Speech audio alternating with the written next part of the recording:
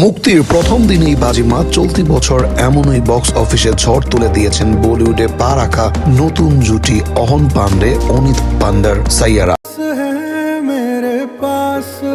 বছরের শেষ প্রান্তে এই সিনেমার রেকর্ড ভাঙল রণবীর সিং এর ধুরন্ধর। बहुत साल पहले किसी ने मुझसे कहा था আইনি জটিলতা বিতর্কিকে সঙ্গে করে ডিসেম্বরেই প্রেক্ষাগৃহে মুক্তির আলো দেখল আদিত্য ধর পরিচালিত তথা রণবীর সিং অভিনীত এই ছবি।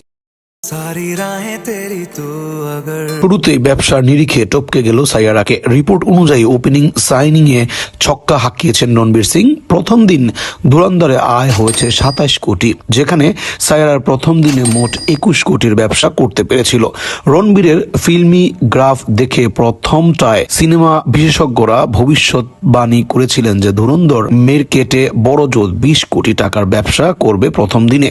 তবে সেই ভবিষ্যৎবাণী উড়িয়ে আদিত্য ধর পরিচালিত সিনেমা পয়লা দিনেই আরো 7 কোটি বেশি ক্যাশ ব্যাক তুলেছে। যদিও বিগ বাজেট বলিউড কিংবা দক্ষিণী সিনেমার কাছে এই অঙ্ক নস্য, তবে এই সিনেমা যে রণবীরের মন্দা ফিল্মি ক্যারিয়ারের মোড় ঘোরাতে তুরুপের তাসের মতো কাজ করলো তা বলাই বাহুল্য।